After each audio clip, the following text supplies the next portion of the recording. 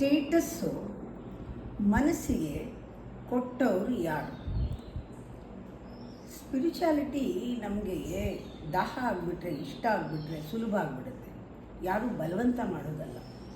ನಾವಿದೆಲ್ಲ ಇಷ್ಟು ದೊಡ್ಡ ದೊಡ್ಡ ವಿಚಾರನ ಲಾಜಿಕ್ಗೆ ಹಾಕಿ ಪ್ರಶ್ನೆ ಕೇಳಿ ಏನೇನೋ ಮಾಡ್ತೀವಿ. ಅದರ ಬದಲು ಸಿಂಪಲ್ಲಾಗಿ ನಮಗೆ ನಾವೇ ಕೇಳ್ಕೊಳ್ಳೋದು, ನನ್ನ ಮನಸ್ಸಿಗೆ ಸ್ಟೇಟಸ್ ಕೊಟ್ಟವ್ರು ಯಾರು? ಯಾಕೆಂದರೆ ಸ್ವಂತ ಕೆಲಸ ಮಾಡೋಕ್ಕೆ ಬರಲ್ಲ. ಅದು ಯಾವುದಾದ್ರೂ ಒಂದು ಜೊತೆಗೆ ರಿಲೇಟ್ ಮಾಡ್ಕೋಬೇಕು. ರಿಲೇಷನ್ಶಿಪ್ ಇದ್ದರೆ ಮಾತ್ರ ಅದು ಕೆಲಸ ಮಾಡುತ್ತೆ. ಎಂಟಿಟಿ ಅಂತ ಅಲ್ಲ ಮೈಂಡ್ ಅನ್ನೋದು, ಒಂದು ಫ್ಲೋ ಥರ ಯೋಚನೆಗಳು ಹರಿತಾ ಇರುತ್ತೆ. ಅದಕ್ಕೊಂದು ಎಂಟಿಟಿ ಅಂತಿಲ್ಲ. ಅದನ್ನು ನಾವು ರಿಲೇಟ್ ಮಾಡ್ಕೊಂಡ ತಕ್ಷಣ ಅದಕ್ಕೊಂದು ಸ್ಟೇಟಸ್ ಕೊಟ್ಟೆ. ಇಷ್ಟು ಸಿಂಪಲ್. ಅದಕ್ಕೆ ಪ್ರತಿಯೊಂದು ನಿಮ್ಮ ಥಾಟ್ಗೂ ಅದಕ್ಕೆ ಅದೇ ಬಂದ್ಬಿಟ್ಟು ಥಾಟ್ ಎಲ್ಲಿಂದನೋ ಬಂದ್ಬಿಟ್ಟು ನಿಮ್ಮ ಮೇಲೆ ಏನು ಎಗರಾಡುತ್ತಾ ಇಲ್ಲ. ಅದಕ್ಕೆ ತನ್ನದೇ ಆ ಸೆಲ್ಫ್ ಎಂಪ್ಲಾಯ್ಮೆಂಟ್ ಇಲ್ಲ. ಅದಕ್ಕೆ ನಾವು ಕರಿಬೇಕು, ಬರುತ್ತೆ. ನಾವು ಹೀಗೆ ತೊಗೊಳ್ಬೇಕು, ತೊಗೊಳುತ್ತೆ. ನಾವು ಯೋಚನೆ ಮಾಡಬೇಕು ಇದ್ರ ಬಗ್ಗೆ ಅಂದರೆ ಮಾಡುತ್ತೆ.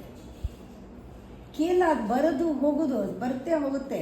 ನೀವು ಅದಕ್ಕೆ ಎಳ್ಕೊಂಡು ಅದಕ್ಕೆ ರೂಪ ಕೊಟ್ಟರೆ ಅದಿರುತ್ತೆ. ಇಲ್ಲದ್ರೆ ಅದನ್ನ ಪಾಡುತ್ತೆ ಅಂದ್ಬಿಟ್ಟೋಗುತ್ತೆ.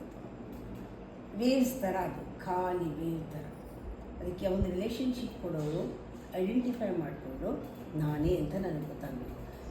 ಅದಕ್ಕೆ ಗೊತ್ತಾಗೋಕ್ಕೆ ಧ್ಯಾನ ಮಾಡೋದು. ಧ್ಯಾನ ಯಾವ ದೇವ್ರನ್ನೂ ಕರೆಯೋಕ್ಕಲ್ಲ. ನಮ್ಮ ಮನಸ್ಸು ಯಾವ ರೀತಿ ಕೆಲಸ ಮಾಡುತ್ತೆ, ಹೇಗಿದು ಅಡ್ಡ ಇದೆ, ಈ ಮಾಯೆ ಅಡ್ಡ ಬಂದಾಗ ನನಗೆ ಹೆಂಗೆ ಸತ್ಯ ಕಾಣ್ತಾ ಇಲ್ಲ, ಸತ್ಯ ಕಾಣಬೇಕಾದ್ರೆ ಈ ಮಾಯೆ ಪಕ್ಕಕ್ಕೆ ಸರಿಸಬೇಕು. ಇದು ಪರ್ಸನಲ್ ವಿಚಾರ ಆಗಬೇಕು. ಅಂದರೆ ದೇರ್ ಇಸ್ ನೋ ಎಂಟಿಟಿ ಅನ್ನೋದು ಗೊತ್ತಾಗಬೇಕು. ಇಂಡಿಪೆಂಡೆಂಟ್ ಎಂಟಿಟಿ ಇಲ್ಲ ಅಂತ. ಆ್ಯಕ್ಚುಲಿ ನಮಗೆ ಒಂದು ಇಂಡಿಪೆಂಡೆಂಟ್ ಐಡೆಂಟಿಟಿ ಇಲ್ಲ.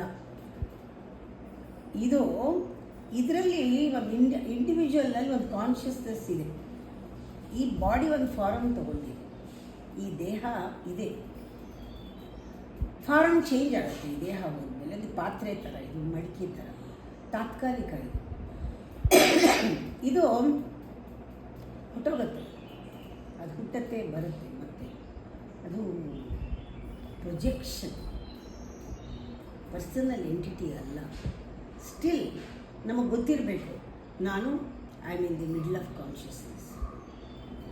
ಪರ್ಸನಲ್ ಕಾನ್ಷಿಯಸ್ನೆಸ್ಸು ನಾವು ಕ್ರಿಯೇಟ್ ಮಾಡ್ಬೋದು.